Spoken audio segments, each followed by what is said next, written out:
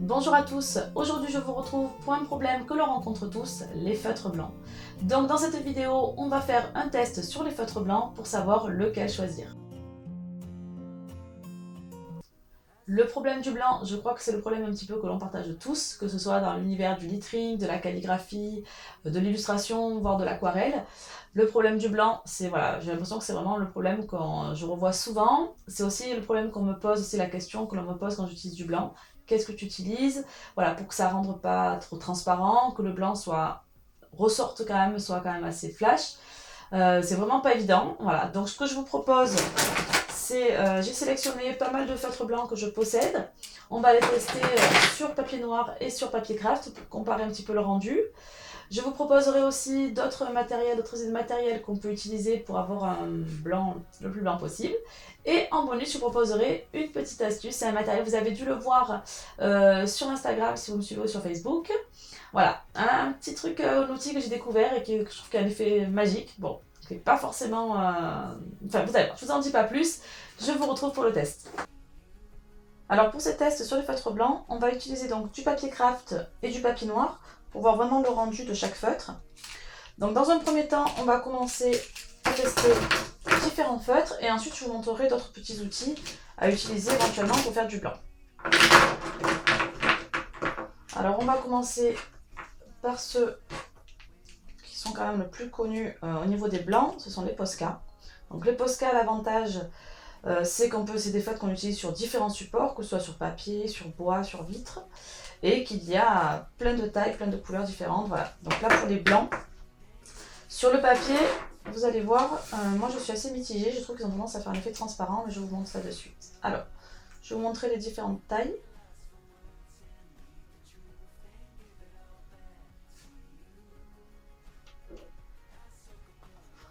Donc là, au début, on voit, voilà, le blanc est assez clair, et puis vous allez voir en séchant, ça change un petit peu. Je vous mets les 3 tailles à chaque fois. Alors ça, c'est le 0.7.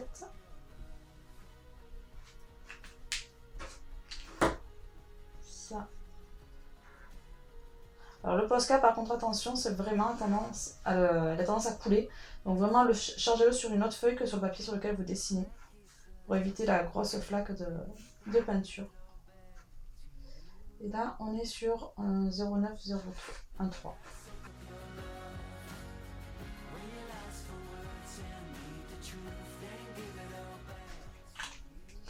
Voilà, déjà, la taille la plus grosse, je trouve que c'est quand même celui qui dégage finalement le plus de peinture et qui est le plus blanc. Ici, on voit en séchant que ça s'éclaircit un petit peu et ça devient un petit peu plus transparent. Je vais vous le faire aussi sur papier craft.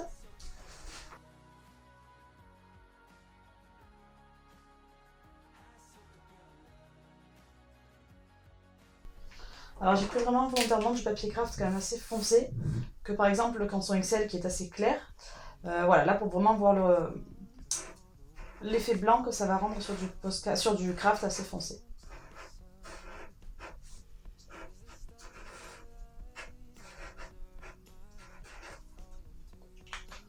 Voilà, donc ça pour les 3 premiers Posca. Maintenant on va tester les Jelly Roll, donc ça c'est des stylos gel. C'est une marque japonaise, c'est la marque Sakura. Donc c'est la même marque que les Micron.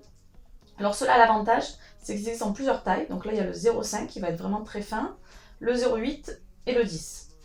Donc ça permet vraiment, voilà, souvent ça si on veut faire par exemple des fleurs ou du travail de dégradé au niveau des traits sur du foncé. Voilà, ça a son avantage d'avoir plusieurs tailles.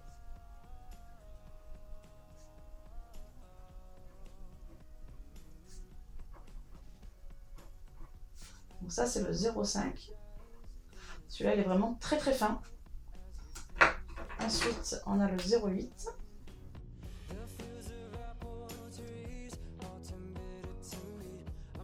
Alors l'avantage de ceux-là, ce sont des stylos gel, donc l'encre coule quand même relativement facilement. On peut s'en servir pour faire notamment des remplissages quand on fait du lettrage, si on veut colorier la lettre, qu'on a fait de la fausse calligraphie ou du lettrage voilà, classique.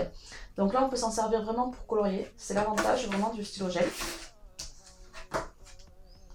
Donc je le refais sur le craft.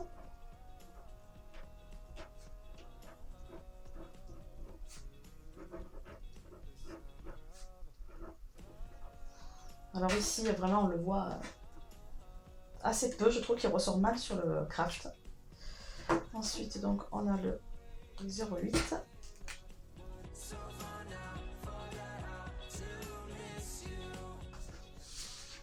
Et le 10. Donc le 10 ressort mieux quand même sur le craft. Le 0,5, voilà. Moyen, moyen. Ensuite, alors, ce que j'aime bien, moi, c'est les signaux de Uniball. Et notamment le signaux Broad ici. Donc là, c'est le classique, le Uniball signaux.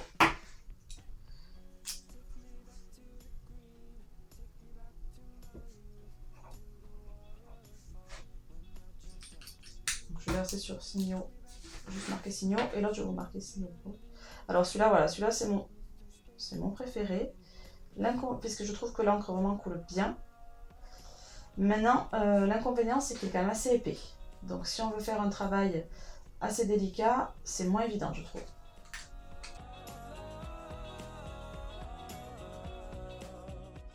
Voilà. Celui-là, vraiment, voilà, il ressort quand même bien aussi sur le craft. Et l'encre coule bien. Alors des fois, il faut peut-être éviter, enfin, il faut peut-être pas...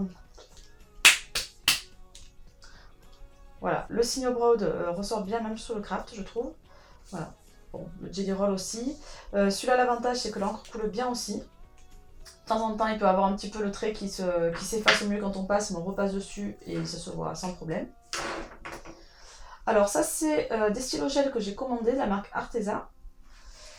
Alors, je vais vous montrer, je suis assez partagée sur cela. C'est donc Arteza. Alors déjà, il n'écrit pas.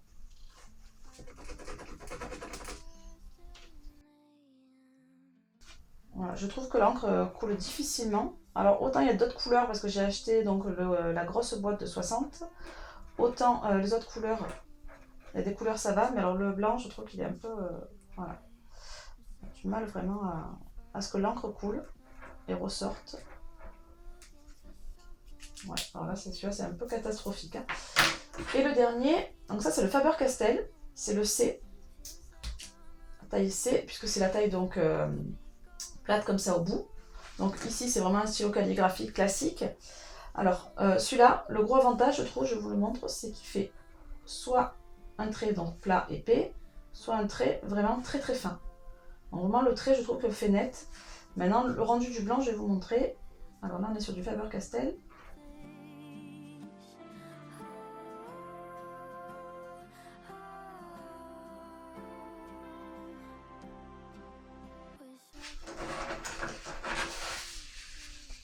Voilà, donc pour les feutres.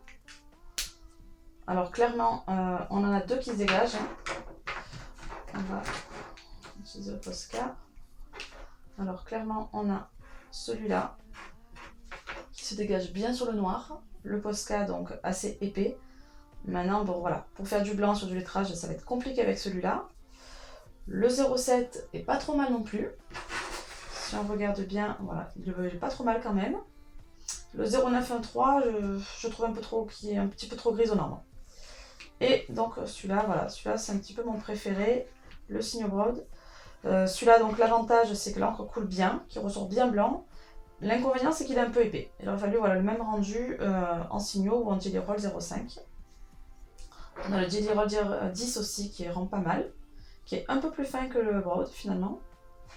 Et après les autres, alors celui-là voilà, il a quand même bien... Le Faber-Castell malgré un trait quand même bien net je trouve. Il est rendu un petit peu blanc. Et ici sur le craft, bah, sur le craft on a le même rendu hein, finalement. C'est le Posca, assez épais. Et le Signal Broad. Voilà, pareil le Jelly Roll 10 aussi qui se dégage quand même pas mal. Et le Posca 0,7 qui est pas trop mal. Alors maintenant je vais vous montrer d'autres outils qu'on peut utiliser. Donc dans un premier temps, on a ici donc le... Hop, ça se voit plus, voilà. Le Bleed Proof White donc du docteur, alors je sais pas comment ça s'appelle, Martins. Alors ça, à utiliser soit avec un pinceau, soit avec une plume. Là, vous allez voir, le rendu est pas mal du tout. Donc là, je vais vous montrer à la plume. Je mets un peu trop au fond. Alors, il a tendance à sécher celui-là. Donc là, par exemple, moi j'ai mis un peu d'eau dedans pour le rediluer. Parce que c'est vraiment que je ne l'avais pas utilisé. Celui-là, il est pas mal du tout.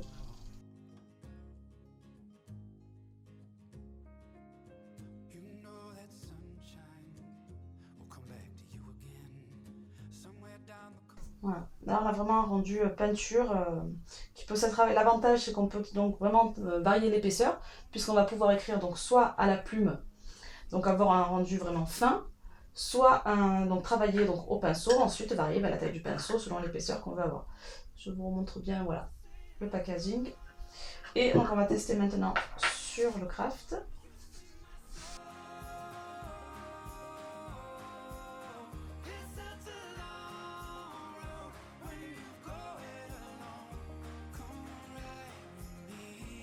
Voilà. Là on a vraiment donc un super rendu.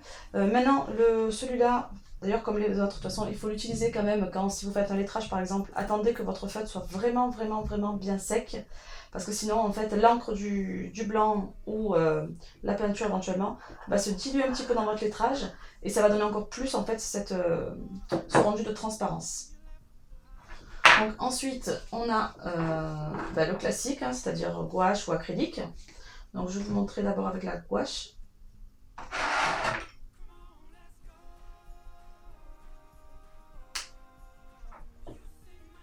Donc là, on va travailler soit au pinceau, soit à la plume.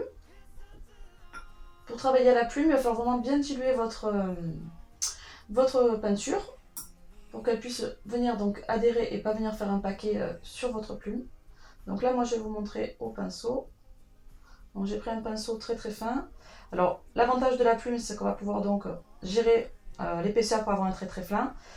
Au pinceau, c'est un petit peu plus compliqué pour si on veut faire des petits détails sur des lettrages. Alors ici, donc c'est la gouache.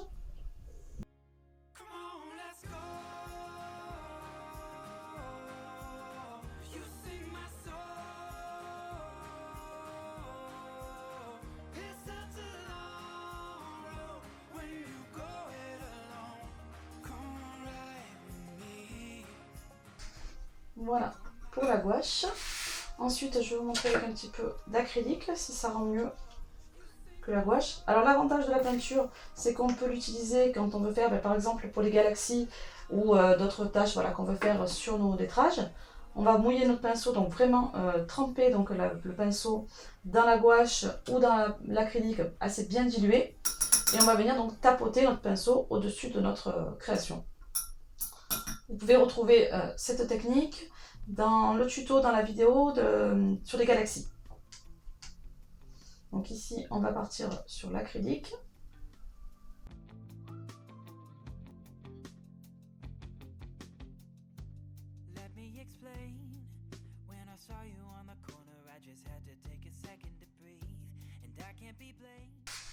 Et sur le papier craft. Alors je trouve personnellement l'acrylique, alors peut-être que moi aussi j'ai pas une super qualité là de peinture, mais je trouve l'acrylique un peu plus difficile donc à travailler sur le blanc comme ça au pinceau fin.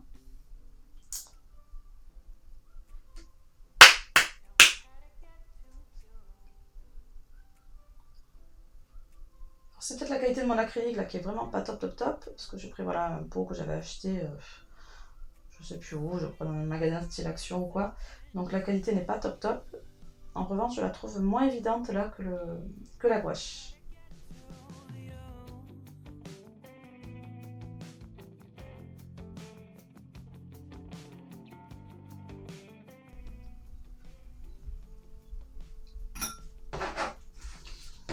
Voilà, donc pour les deux comparaisons, donc craft et papier noir, donc voilà, moi clairement je rajouterai donc le troisième ici. Voilà, en choisir trois, donc ça serait vraiment soit le Posca à la limite, on peut peut-être mettre une petite croix sur le Posca 07, là il ressort pas trop mal sur le noir. Voilà, mais on va mettre plutôt 2 étoiles voilà, sur ces deux-là. Ça, on sait. Donc, Posca mais assez large, donc difficile à pouvoir faire donc évidemment des détails sur des lettrages. Le signe broche, je crois que moi c'est celui vraiment que j'utilise le plus et que je vous conseille vraiment si vous n'en achetez qu'un, ce serait celui-là. Et après donc le Bleed Proof White donc, du Dr Martens qui est pas mal du tout maintenant, qui se travaille différemment puisque c'est la plume ou le pinceau. Alors maintenant je vais vous montrer une autre petite astuce, un nouveau matériel que je vous ai présenté sur Instagram, ça vous a beaucoup plu et je vais vous le montrer là, mais là on ne peut pas le faire sur feuille noire ni sur papier craft. Voilà, je vais vous montrer ça. Donc je vais venir écrire le mot ici, donc qui correspond à la marque, avec mon pinceau.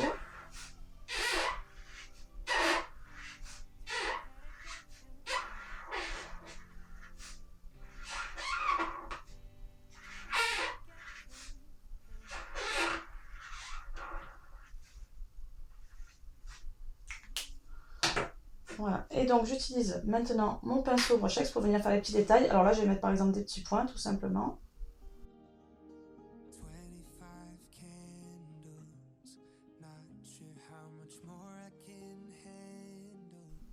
Voilà. On voit déjà que ça agit assez vite. Là, le blanc donc apparaît. L'inconvénient, c'est que comme c'est très liquide, ça se gère difficilement. On ne peut pas faire des traits donc très très fins. Maintenant, le rendu est blanc-blanc. Le gros avantage de ça, alors moi je m'en sers quand voilà, vous avez par exemple, vous avez fait votre lettrage et là vous avez eu une petite bavure par exemple sur le côté. Et voilà, regardez, hop, je vais tout simplement repasser dessus.